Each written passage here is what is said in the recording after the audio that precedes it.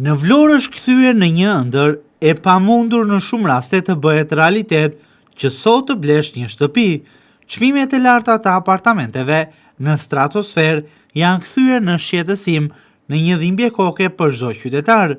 Edhe sikur të punosh gjithë jetën për shkak të shtrenjtimit të apartamenteve, është bërë e pamundur të blesh një shtëpi, pasi kushtojnë shumë. Duhet të përgatitesh mirë, pasi përgjatë 2025-s, pa patur më parë mbi 100.000 euro gati, nuk blen dot një apartament, se ku mund të jetosh më pas. Çmimet e apartamenteve në qytet, në zonat bregdetare, kanë shkuar deri në 4.000 euro vetëm për 1 metër katror, ku me 100.000 euro, sot në Lungomare, apo vijën bregdetare Orikum Radhim, mund të blesh një shtëpi vetëm 25 metra katror.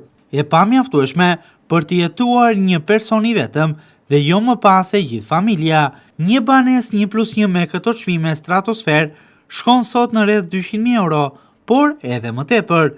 Mund të gjesh edhe apartamente me çmime 2.200 deri në 2.500 euro për metër katror, me të cilat edhe nëse do të kesh më janë 100 milion lek të vjetra, mund të blesh vetëm një gazoniere. Edhe me këto çmime për të bler një shtëpi të përshtatshme për të jetuar, të duhen kursimet e më tepër se një jete, ku një apartament 1+1 shkon më shumë se 150.000 euro. Jo vetëm kaq, por rritje të çmendura të çmimeve të shtëpive ka patur edhe në bulevardin kryesor të Vlorës, por edhe në zonat më të frekuentuara të qytetit, ku çmimet janë thuajse njësoj me Bregdetin.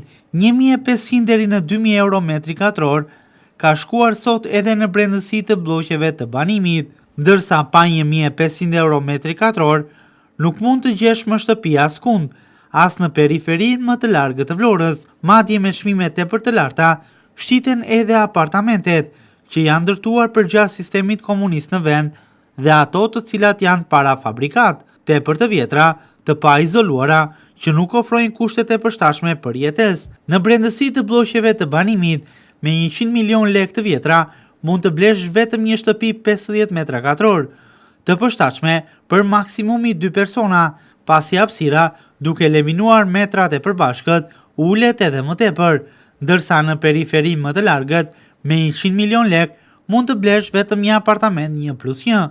Nga ana tjetër, me realitetin e popullsisë në qytet, 100 milion lek janë shumë, disa i shojnë vesh në ëndër, ndërsa shumë të tjerë nuk mjafton asnjë jetë për t'i kursyer. Me këto çmime, me këtë realitet që po shtrenjtohet gjithmonë dhe më tepër, në qytetin bregdetar të Vlorës mund të blejnë shtëpi vetëm të huajt. Vlonjatët janë automatikisht të përjashtuar, të detyruar që të gjithë jetën të jetojnë me qera.